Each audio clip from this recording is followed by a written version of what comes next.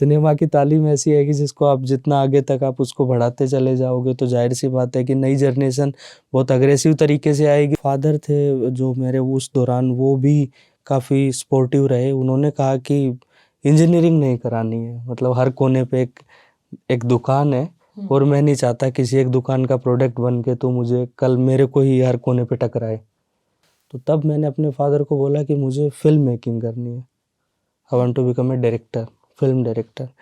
वो जो so called patriarchy जो आप देखते हो ना, कि अगर बेटा है तो राजकुमार है, बेटी है तो क्या, तो उन विचारों के लिए आप या तो जर्नलिस्ट हो सकते हो कि उनको आप रख सको पब्लिक डोमेन में, या फिर आप फिल्म मेकर हो कि आपको अपनी राय नहीं बनानी है, बस आपको सोसाइटी को उन चीज़ों को दिखाना है। जब आप एक पत्रकार की संतान होते हो ना, तो बहुत सारी चीज़ें आपको पता होती हैं, और बहुत सारी जो प्राइवेट सेक्टर, क्योंकि मीडिया बहुत ओरिएंटेड है, तो उसमें कई बार जर्नलिस्ट अपनी राय नहीं रख पाता है ना, वो सीमित हो जाता है। तो राय देने का अधिकार प्रिंट मीडिया में छीन लिया गया है। उसके लिए एक अलग कॉलम होता है जो वही होता है जो अखबार चाहते हैं। मैं बहुत सौभाग्यशाली रहा कि मुझे वो मौका मिला हरियाणा के गाँव में बैठ के।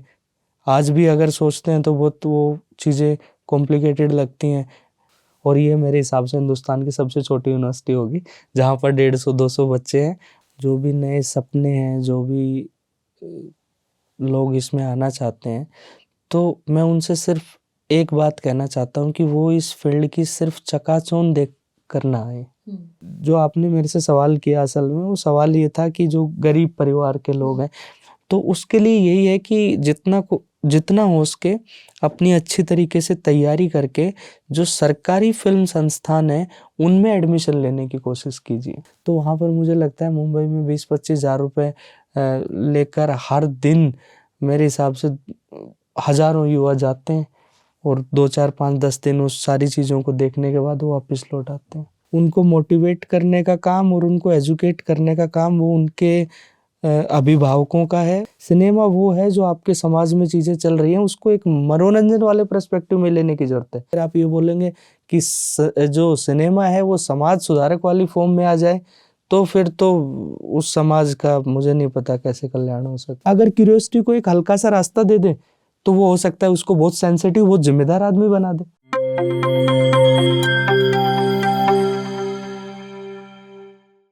नमस्कार, मैं हूं कोमल राव, आप देख रहे हैं एनजेपी हरियाणा। आज हमारे स्टूडियो में पहुंचे हैं ठेठ देहात की माटी से निकलकर, रेवाड़ी के गांव निमोट से निकलकर फिल्म निर्माण के क्षेत्र में कदम रखने वाले युवा योगेश वत्स। वत्स इस समय संघर्ष और सफलता के मध्य उस जगह पर खड़े हैं जिसे पहला पड़ाव कहा जा सकता है। वरिष्ठ पत्रकार नरेंद्र वत्स के बेटे योगेश का साक्षात्कार उन युवाओं के लिए बेहद उपयोगी है जो फिल्म निर्माण के क्षेत्र में, फिल्म निर्देशन के क्षेत्र में जाने या फिल्म कलाकार बनने की चाहत रखते हैं। हमारे साथ ही शैली शर्मा ने योगेश से फिल्मी दुनिया से जुड़े विभिन्न विषयों पर विस्तार से बात की है। सबसे पहले शुरुआत हुई हाल ही में बने उनकी वेब सीरीज से, लेकिन बातों का सिलसिला आगे बढ़ा तो अतीत और वर्तमान दौर की पत्रकारिता के स्तर से लेकर फिल्मों के विषय चयन तक कई अहम विषय जुड़ते चले गए। आइए अब शैली शर्मा से हुई योगेश की बातचीत सुनते हैं। जो आपने रिसेंट वेब सीरीज बनाई है उसके बारे में बताइए, उसका नाम बताइए, कैसे क्या स्टोरी टेलिंग है। हाल फिलहाल मैंने एक फीचर फिल्म कंप्लीट की है जो उत्तराखंड में शूट की है, और उत्तराखंड में 1912 के दौरान जब ब्रिटिशर्स फर्स्ट टाइम वहाँ पर गए थे एक्सपीडिशन के लिए, अंग्रेज़, तो वहाँ के लोगों को ये लगा कि पहले वहाँ पर गोरखाओं का राज होता था, मगर ब्रिटिशर्स के जाने के बाद उनको लगा कि पहले गोरखाओं ने उनका शोषण किया, अब अगेन ये अंग्रेज़ लोग आ गए हैं। तो उन्होंने कुछ इस तरीके से काल्पनिक कहानियाँ बनानी स्टार्ट की कि जिससे कि अंग्रेज़ों को ये लगा कि वहाँ पर बहुत ज़्यादा मात्रा में वेल्थ है। तो ये वहाँ पर गए एक्सपीडिशन, लास्ट में उनको वेल्थ तो मिली नहीं। उन्होंने क्या किया, वहाँ के जल, जंगल और ज़मीन जो था उनका शोषण करना स्टार्ट कर दिया। अब लोगों को ये लगा कि इनको यहाँ से कैसे हटाया जाए, तो उन्होंने कुछ ऐसे ही कहानियाँ बुननी स्टार्ट की जो बहुत काल्पनिक थी, और अंग्रेज़ उनके उन कहानियों में फंसते चले गए। वो एक्सपीडिशंस के लिए 1 बाय 1 ट्रूप्स भेजते रहे और ये गुरिल्ला वॉरफेयर में उनको मारते रहे। तो ये कहानी थी जो मैंने सुनी थी, और ये तब सुनी थी जब मैं अपनी पहली फीचर फिल्म, जो मेरी डेब्यू फिल्म थी हवाएं, वो मैं शूट कर रहा था। तो वहाँ पर अलग अलग लोगों से मिलने का, मुखातिब होने का मौका मिला और अलग अलग स्पेस में, अलग अलग स्टेट में जाने का मौका मिला। तो वहाँ पर ये चीज़ें निकल के आई कि इस तरीके की और कहानियाँ, जो ग्रामीण अंचल की कहानियाँ हैं, जिनको, क्योंकि आज के दिन क्या हो रहा है ना कि हम बहुत सारी चीज़ें अपनी सुविधाओं के अकॉर्डिंग चूज़ करते हैं। बिंग फिल्म मेकर आपको लगता है कि आप का जो भी पर्टिकुलर फिल्म या सीरीज़ का सेटअप ऐसा हो कि जिसमें ज़्यादा भाग दौड़ ना हो, आपका क्रू ज़्यादा परेशान ना हो, तो आप इसी तरीके की कहानियाँ चुनते हैं जिसमें सो कॉल्ड स्टार कास्ट होती है, स्टूडियो बेस्ड सिस्टम होता है, या फिर ज़्यादा इस तरीके की हसल बसल नहीं होती।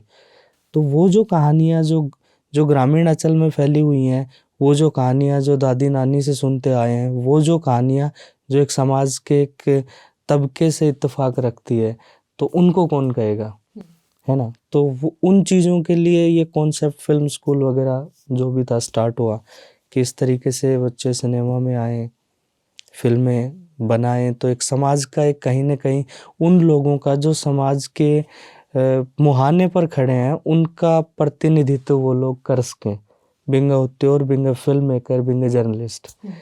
तो उन चीज़ों के लिए इस तरीके के संस्थान खुले और मैं अपने आप को बहुत सौभाग्यशाली मानता हूँ कि मुझे एक इस तरीके के गवर्नमेंट फिल्म संस्थान में पढ़ने का मौका मिला। 5-6 साल मैंने वहाँ पर सिनेमा सीखा। उसके बाद जब मैंने अपनी सिनेमा की प्रैक्टिस स्टार्ट की तो वही so called Mumbai based, Mumbai oriented cinema था। तो कुछ वक्त बाद लगा कि शायद हिंदुस्तान के अलग अलग हिस्सों में बहुत सी ऐसी कहानियाँ हैं जिनको हमें बहुत गहराई से देखने की ज़रूरत है ना। आपने जो भी फीचर फिल्म बताई है उसका नाम बताएंगे? अभी जो मैंने फिल्म बनाई उसका नाम गधेरा है, वो बहुत जल्द अगले 2 से 3 महीने पर OTT प्लेटफॉर्म पर रिलीज हो रही है। उससे पहले मेरी एक और फिल्म थी। कौन कौन से प्लेटफॉर्म पर होगी? अभी उसकी मैं आपको इस पर्टिकुलर मंच पर आपको नई डिस्क्लोज चीज़ें हैं कुछ जो मैं नहीं बता सकता हूँ, मगर बहुत जल्द जब भी वो रिलीज होगी तो ऑल ओवर इंडिया पता चलेगा, उसकी प्रमोशन होगी, चीज़ें होंगी। क्योंकि अभी चीज़ें डिस्कशन लेवल पे हैं तो उसको हम मतलब पब्लिक मंच पे थोड़ा शेयर नहीं कर सकते। और उसके अलावा हवाएं जो मेरी फिल्म है वो लॉकडाउन के दौरान रिलीज़ होनी थी, मगर जैसे ही वो रिलीज़ की तारीख और सब तय हुई देन फिर वो लॉकडाउन लग गया, तो उस वजह से वो चीज़ें पोस्टपोन हो गई। तो इस साल मेरी 2 से 3 मेरे प्रोजेक्ट हैं और उसके अलावा भी कुछ और चीज़ें हैं रीजनल स्पेस में। कुछ लोगों से, कुछ स्टूडेंट्स के थ्रू हम सोच रहे हैं कि कुछ डॉक्यूमेंट्री जो फिल्म्स हैं उनके ऊपर वर्क किया जाए। For example if a girl graduated from any reputed institute in Delhi or somewhere else and she want to make her own documentary kind of thing, तो उसको हम किस तरीके से प्रमोट कर सकें, उसको किस तरीके से हम उनकी हेल्प कर सकें, ताकि जो नए जो जो सिनेमा के स्टूडेंट हैं या फिर वो लोग हैं जिनको किन्हीं कारणों से वो सिनेमा की तालीम हासिल नहीं हो पाई, तो ऐसे लोगों के लिए हम क्या सहायता कर सकते हैं, तो उसके ऊपर भी काफ़ी सारी प्लानिंग चली हुई है।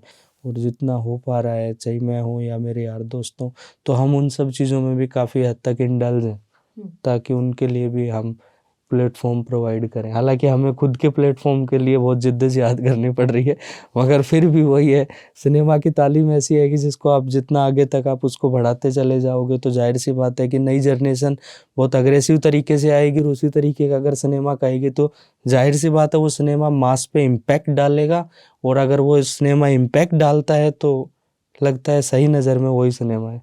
वो सो कॉल्ड टिपिकल बॉलीवुडिया फिल्म के साथ और जो आपकी कहानियों का प्रतिनिधित्व नहीं करती है, तो इस तरीके की कहानियाँ और चीज़ें तो अभी तक हमने नहीं बनाई है, ना ऐसा कोई इन फ्यूचर भी कोई विचार है। एक अलग लीग से हटकर सिनेमा के ऊपर हम काम कर रहे हैं, उसी तरीके का सिनेमा फिल्म स्कूल में हमने देखा है। कौन कौन सी लैंग्वेज में करते हैं आप? मेरी जो पहली फिल्म थी, जब मैं इंस्टीट्यूट में था तो इंस्टीट्यूट के फाइनल ईयर के जो प्रोजेक्ट होता है उसमें एक फ़िल्म बनानी पड़ती है। वो एक हरियाणवी फ़िल्म थी, शॉर्ट फिल्म थी जिसका नाम था नंगे पाँव के निशान। तो वो काफ़ी कंट्रोवर्शियल थी, हरियाणा की सोसाइटी को लेके एक आर्मी पर्सन की स्टोरी थी। तो उसके बाद फिर मैंने जो पहली फ़िल्म बनाई थी वो फ़िल्म हिंदी में थी और वो उसकी shooting almost all over India हमने स्टार्ट की। We started shooting from Kerala and finish in Ladakh. उसके बाद फिर जो अगली हमारी फिल्म थी वो ये गधेरा थी, जो कुमाऊनी, गढ़वाली और इंग्लिश भाषा में थी। तो इसकी शूटिंग वहाँ पर हुई। उसमें कौन कौन स्टार कास्ट है? गदेरा में actually half of the crew is basically European. वो जो फिल्म है टिपिकल, वो स्टोरी बताएंगे थोड़ी फिर उसकी? हाँ, वो मैंने जो आपको जो कहानी बताई थी कि वो ब्रिटिशर्स जो उसके बारे में। हाँ वही है। तो उसमें ज़्यादातर कास्ट जो है वो फिरंगी ही कास्ट है। उसमें ज़्यादातर एक्टर जो है वो ब्रिटिश हैं। उसमें कटरीना मोरिस है, एडवर्ड क्रिस्टल है, उसके अलावा एंड्रयू है, काफ़ी सारे और एक्टर हैं जो अलग अलग, जिसमें 3 से 4 जो थे वो एक्टर ब्रिटिश एक्टर थे, 2-3 एक्टर जो हैं वो अमेरिकन एक्टर हैं। तो अलग अलग उसमें कैरेक्टर के अकॉर्डिंग जो उस दौरान हमें लगा कास्टिंग के अकॉर्डिंग, तो वो ज़्यादातर कास्ट बाहर की है। और उसके अलावा जो वहाँ के लोकल जो कास्ट है वो बहुत सारे एनएसडी के एक्टर हैं, वो नैनीताल से हैं, देहरादून से हैं। तो बहुत सारे लोग थे, अराउंड 100-150 लोगों की कास्ट थी। इतना ह्यूज सेटअप था, क्रू मेंबर भी बहुत ज़्यादा थे। तो वो सब पूरा मतलब आपने अभी तक हरियाणवी फिल्मों पे भी काम किया है कुछ? हाँ, मैंने हरियाणवी फिल्म कौन कौन सी जरा बताइए उनके बारे मैंने बनाई है वो एक शॉर्ट फिल्म थी जिसका नाम था नंगे पाँव का में। निशान। इसके अलावा भी किया है कोई? इसके अलावा अभी मैं प्लान कर रहा हूँ, हाल फिलहाल में कुछ प्लान कर रहा हूँ अभी, और बहुत जल्दी हो सकता है कि अगले जो आने वाले 1 या 2 मंथ है मैं उसमें शूट स्टार्ट करूँ। और वो एक फीचर फिल्म होगी हरियाणा में ही। तो उसके लिए भी कास्टिंग, लोकेशन और सब चीज़ें पैरेलली मेरी टीम कर रही है, वो चीज़ें चली हुई हैं। थोड़ा पीछे की बात करते हैं, आपका इंटरेस्ट कैसे जागा? कहाँ से शुरुआत की आपने? मैं एक्चुअली 12th क्लास जो थी वो मेरी यहीं पर एक स्कूल था महेंद्रगढ़ में, यदुवंशी स्कूल, मैंने वहाँ से कंप्लीट की। और कंप्लीट करने के बाद फिर आगे मैं सोच रहा था कि क्या किया जाए। तो मेरा जो बहुत ज़्यादा रुझान था वो इलेक्ट्रॉनिक मीडिया में था, जस्ट बिकॉज क्योंकि मेरे फादर खुद प्रिंट मीडिया में थे, तो वो हो सकता है उनकी वजह से शायद इन्फ्लुएंस्ड रहा हो। मैं जब देखता था कि उस दौरान बरखा दत्त थी या फिर और इतने सारे लोग थे जो थे जर्नलिज्म में, और सही मायने में पत्रकारिता थी। मैं सौभाग्यशाली हूँ, उस वक्त में मैं उस दौर में था जो होश संभालने वाला दौर होता है। तो मैं काफ़ी अपने आप को मैंने यही तैयार किया कि मैं जर्नलिज्म करूँगा, ज्वाइन करूँगा। ऊपर से जो फादर थे जो मेरे उस दौरान, वो भी काफ़ी सपोर्टिव रहे। उन्होंने कहा कि इंजीनियरिंग नहीं करानी है, मतलब हर कोने पे एक दुकान है, और मैं नहीं चाहता किसी एक दुकान का प्रोडक्ट बन के तो मुझे कल मेरे को ही हर कोने पे टकराए। तो वो बोले कि अगर तुझे मीडिया में आना है तो आ जा। तो उस दौरान फिर लगातार मैं न्यूज़पेपर और ये सारी चीज़ें देखता रहता था। तो तब मैंने अपने फादर को बोला कि मुझे फ़िल्म मेकिंग करनी है, I want to become a director, film director. तो तब उनके लिए एक वाजिब कंसर्न था कि यहाँ आसपास इस तरीके का कोई फ़िल्म स्कूल नहीं है, तो मुंबई जाना, वो बच्चा जो 12वीं तक हरियाणा के रेवाड़ी में पला बढ़ा है, उसके लिए सडनली दूसरा कोई किसी स्टेट में जाके आगे की स्टडी को परस्यू करना, दैट विल बी कॉम्प्लिकेटेड। तो उसी दौरान फादर मेरे जॉब कर रहे थे एक नेशनल न्यूज़पेपर में रोहतक, और वहीं पर गवर्नमेंट ऑफ हरियाणा ने भूपेंद्र सिंह हुड्डा गवर्नमेंट ने एक फिल्म स्कूल स्टार्ट किया था, state institute of film and television. और वो इंस्टीट्यूट जो था वो बैचलर डिग्री के लिए उन्होंने एप्लीकेशन फॉर्म्स वगैरह सब निकाले हुए थे। तो एक दिन मैंने उसका दैनिक जागरण न्यूज़पेपर में एक एडवर्टाइजमेंट देखा। देखने के बाद मैंने अपने फादर को फ़ोन किया, वो उस दौरान ऑफिस में थे। तो मैंने कहा पापा ये ऐसे ये आइडिया कहाँ से आया वैसे आपको डायरेक्टर बनने का? डायरेक्टर बनने का खुद से या फिर किसी ने आपको मोटिवेट किया? नहीं, डायरेक्टर बनने का आइडिया में ये था कि जो आप इतनी सारी कहानियाँ अपने आसपास देखते हो, तो तब क्योंकि सेल फोन इतना ज़्यादा हावी नहीं हुआ था हमारी लाइफ में, हमें ये लगता था कि मतलब मेरे को हमेशा से ये रहा है कि मुझे सनराइज़ और सनसेट का जो मोमेंट था, वो जो हमारे आस पड़ोस में जो चाची ताई और वो खेतों में उनका जाना, शाम को लौट के आना, और वो पीछे जो सनसेट नज़र आता था ना, और जो सो कॉल्ड उस जो पैट्रियार्कल परिवार में आप इमेजिनेशन होती थी? हाँ, इमेजिनेशन भी बहुत सारी चीज़ें थी जो आप उस दौरान भी सोचते थे। वो जो सो कॉल्ड पैट्रियार्की जो आप देखते हो ना, कि अगर बेटा है तो राजकुमार है, बेटी है तो क्या, है ना? वो बाउंड्रीज़ आप देखते हो, फिर कि घर का काम करेंगी तो माँ ही करेंगी, बहनें ही करेंगी, है ना?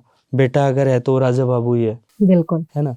तो उन सारी चीज़ों से एक ये लगता था कि वो जो डिफ़रेंस है हर तबके में, इवन क्लास का भी एक डिफ़रेंस देखे ना, एक सो कॉल्ड आप जनरल कास्ट से आप बिलॉन्ग करते हो और आप दूसरे जो कास्ट हैं उन सब के बारे में आप खोजते हो, देखते हो, पता करते हो, आपके ज़हन में अलग-अलग चीज़ें आती हैं कि आपको इस तरीके की सुविधाएँ मिली, वो आज तक उन सुविधाओं से वंचित है।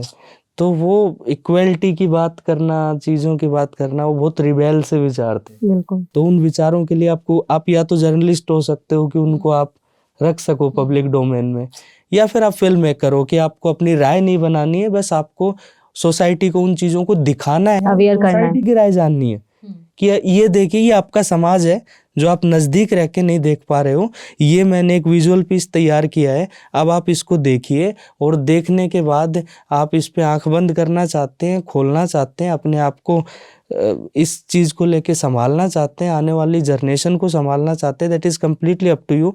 My job is to make a film, वो मैंने बना दी। तो ये कुछ चीज़ें थी जो जिन्होंने मुझे डायरेक्टर बनने पे विवश किया, और मैं इसमें मानता हूँ कि जो फादर साहब का प्रोफेशन था उस वजह से मुझे इस प्रोफेशन में आने में बहुत सारी चीज़ों सपोर्ट हुआ है कहीं ना कहीं। सपोर्ट रहा है। और दूसरा कि होता है जब आप एक पत्रकार की संतान होते हो ना, तो बहुत सारी चीज़ें आपको पता होती हैं, क्योंकि उनकी जो पूरे दिन की उनकी जो फ्रस्ट्रेशन होती है, आधी उनके डेस्क पर होती है लोगों के साथ, आधी उस नेता के साथ होती है ना, जिनके साथ वो उनकी आइडियोलॉजी मैच नहीं करती, आधी उनकी साथी फिर भी बैलेंस बनाना पड़ता है। आधी प्रशासन के साथ रहती है ना, आधी ब्यूरोक्रेसी के साथ रहती है। और फिर उस सारी चीज़ों को लेके जब आप घर में जाते हो, आप बहुत ज़्यादा मेंटली कैपेबल हो, तो आप ये चीज़ सोचते हो कि मैं इन चीज़ों को अपने बच्चों के साथ ना शेयर करूं, फिर आपको अंदर घुटन होने लगती है। बिल्कुल। और वो चिंताएं, वो चीज़ें वो दिखती हैं तो आप डिस्कस करते हो, आप बताते हो बच्चों को कि अच्छा आज इस तरीके से चीज़ें हुई, ये हुई। तो फिर कहीं न कहीं आप बहुत सारी चीज़ें जो है ना, जाने अनजाने आपकी वो एक पढ़ाई चल रही होती है उन प्रशासनिक चीज़ों को, और उन समाज की जो ऐसी खबरें जिनके ऊपर पत्रकार का अपना दृष्टिकोण होता है ना। एक वो होता है कि जो आप लिख के या करके चीज़ों को समाज के लिए आप दिखाना चाहते हो, एक आपकी राय होती है। और बहुत सारी जो प्राइवेट सेक्टर, क्योंकि मीडिया बहुत ओरिएंटेड है, तो उसमें कई बार जर्नलिस्ट अपनी राय नहीं रख पाता है ना, संस्थानों के दायरों में और चीज़ों के सीमित हो दायरे में जाता है। वो सीमित हो जाता है। तो उसे सिर्फ एक सूचना पहुंचानी होती है, राय देने का अधिकार नहीं होता। प्रिंट मीडिया में छीन लिया गया है। उसके लिए एक अलग कॉलम होता है, जो वही होता है जो अखबार चाहते हैं कि वही लिखा जाए और वही चीज़ें हों। तो वो सारी चीज़ें रही जिसके उस पे मैंने अपनी डायरेक्शन की पढ़ाई कंप्लीट की। मैं बहुत सौभाग्यशाली रहा कि मुझे वो मौका मिला हरियाणा के गाँव में बैठ के। आज भी अगर सोचते हैं तो बहुत वो चीज़ें कॉम्प्लिकेटेड लगती हैं। तो पर हाँ, अभी है, क्योंकि अलग-अलग जगह सरकारों ने फ़िल्म स्कूल्स और इस तरीके की तालीम कोशिश की है कि वो आम जनमानस तक भी उस चीज़ के बारे में पढ़ा जाए, समझा जाए। आपकी स्टडी कहाँ से हुई फिल्म मेकिंग की? मैंने रोहतक के अंदर राजकीय फ़िल्म एवं टेलीविज़न संस्थान है, और वहाँ से मैंने अपनी पढ़ाई की, और 12th के बाद वहाँ पर सिनेमा में बैचलर डिग्री है। उसमें film direction, acting, cinematography, sound design, अलग-अलग विधा में जो है वो बैचलर डिग्री ऑफ़र करते हैं। 3 से 4 साल, 5 साल की अलग-अलग तरीके की वहाँ पर पढ़ाई है। तो ज़ाहिर मतलब मेरा पर्सनल इंटरेस्ट जो था वो डायरेक्शन को लेके था, तो मैंने डायरेक्शन में अपनी तालीम ली। मेरे साथ ही काफ़ी और बच्चे थे जिनका जो इंटरेस्ट था वो फ़िल्म एडिटिंग में था, किसी बच्चे का इंटरेस्ट जो था एक्टिंग में था। तो वो जो तालीम होती है वो 1 साल तक ऑलमोस्ट सबकी सिमिलर होती है। 1 साल के बाद उसमें स्पेशलाइजेशन होता है। तो इसी तरीके से काफ़ी अलग-अलग विधाएँ वहाँ पर हैं। सरकारी ये संस्थान है, और 10 से 12 सीटें ऑल ओवर इंडिया बेसिस पर वहाँ पर हैं, और एंट्रेंस टेस्ट होता है। उसके लिए गवर्नमेंट बाकायदा एडवर्टाइजमेंट निकालती है कि अभी इसके एडमिशन स्टार्ट हो गए हैं। अब तो कोई भी बच्चा जिसने 12th पास की हुई है और इस प्रोफेशन में आना चाहता है तो रोहतक ये संस्थान है जो अभी फ़िलहाल दादा Laxmichand state university of performing and visual art के अंदर है। पहले ऑटोनोमस इंस्टीट्यूट होते थे मगर अभी गवर्नमेंट ने उसको अंडर यूनिवर्सिटी कर दिया। इन चारों जो संस्थान थे इन्हीं को ही यूनिवर्सिटी डिक्लेयर कर दिया है कि ये चारों संस्थान ऑटोनोमस संस्थान ना अभी ये अपने आप में खुद एक यूनिवर्सिटी है। और ये मेरे हिसाब से हिंदुस्तान की सबसे छोटी यूनिवर्सिटी होगी जहाँ पर 150-200 बच्चे हैं और उनके ऊपर सरकार एक एक बच्चे के ऊपर इतना पैसा खर्च कर रही है। उनकी जो सिनेमैटिक अर्ज है, जो उनके आर्टिस्टिक अर्ज है, उसको निकालने के लिए इतने भारी भरकम इंस्टीट्यूट है जो मुंबई में भी शायद नसीब नहीं हो पाते। इस तरीके के इंस्टीट्यूट सरकार प्रोवाइड करती है। अच्छी जो है फैकल्टी वहाँ पर सरकार बुलाती है, अलग अलग जगह से चीज़ें यूनिवर्सिटी प्रशासन बुलाता है। तो अगर स्टूडेंट जिसको लगता है कि वो सिनेमा में या जाना चाहता है तो वहाँ पर वो कांटेक्ट कर सकता है। उसके अलावा film and television institute of India है पुणे में, वहाँ पर भी सेम कोर्स है, वहाँ पर भी सेम चीज़ें, वहाँ पर भी जाया जा सकता है। कलकत्ता में सत्यजीत रॉय फिल्म संस्थान है, वहाँ पर भी जाया जा सकता है। और फिल्म स्टडीज़ वगैरह अगर आप फिल्म मेकिंग से हट के फिल्म स्टडीज़ में जाना चाहते हैं तो JNU के अंदर फिल्म स्टडी का कोर्स होता है। उसके अलावा जामिया मिलिया इस्लामिया। इनमें डिफरेंस क्या होता है एक बार? फिल्म स्टडीज़ में होता है कि जो सिनेमा की स्टडीज़ करना कि किस तरीके की फिल्में बनाई गई हैं और किस फिल्म का किस तरीके का एक इम्पैक्ट रहा है, वो उसकी स्टडी करना। फिल्म एप्रिशिएशन, फिल्म देखना भी एक कला है। गहराई से फिल्म देखना भी एक कला है। फिल्म को देखना, जो उसकी स्क्रिप्टिंग है, उसकी जो डायरेक्शन है, उसकी जो राइटिंग है, उसके ऊपर बात करना, that is also a part of study, that is called film studies. Okay. Film making के लिए अगर है तो यही कुछ 4-5-6 फिल्म संस्थान हैं जो सरकारी हैं। बाकी तो प्राइवेट कुछ एक फिल्म इंस्टीट्यूट हैं जो काफ़ी कॉस्टली हैं और एक आम फैमिली उसको बियर नहीं कर सकती, वो बहुत कॉस्टली होते हैं। जो इस फील्ड में आना चाहते हैं लेकिन वो आर्थिक रूप से कमज़ोर है, तो उसके बारे में आप क्या कहेंगे कि कैसे वो आगे आए और कैसे इस फील्ड में काम करें? देखिए, मैं वही कह रहा हूँ कि सिनेमा जो फील्ड है उसमें कंपटीशन बहुत ज़्यादा है, मगर जो भी नए सपने हैं, जो भी लोग इसमें आना चाहते हैं, तो मैं उनसे सिर्फ एक बात कहना चाहता हूँ कि वो इस फील्ड की सिर्फ चकाचौंध देख कर ना आए। इसमें जो मेहनत आदमी को लगती है, जो लगन इसके लिए चाहिए, जो शिद्दत, और उसके साथ है कि उतना सारा जो स्ट्रगल को अगर आप बियर कर पाते हैं तो आप आइए, अदरवाइज़ फिर आप कोई और प्रोफेशन भी चूज़ कर सकते हैं। क्योंकि जो दूर से चीज़ें नज़र आती हैं आपको, वो शायद हकीकत नहीं है, वो बहुत आधी हकीकत है। उसके एक आदमी को उस जगह पर जाके वो पढ़ाई करने के बाद वो एक अपॉर्चुनिटी मिलना, चाहे वो एक फिल्म डायरेक्टर हो, चाहे वो एक्टर हो, चाहे साउंड डिज़ाइनर हो, एडिटर हो, तो वो बहुत कठिन जर्नी है। मगर ये जर्नी आपकी तब आसान हो जाती है जब आप इस चीज़ की प्रॉपर ट्रेनिंग लेते हैं। आप किसी संस्थान से अगर पढ़ाई करते हैं तो आपका बहुत हद तक, मैं ये नहीं कह रहा पूरा स्ट्रगल, बहुत हद तक स्ट्रगल कम हो जाता है।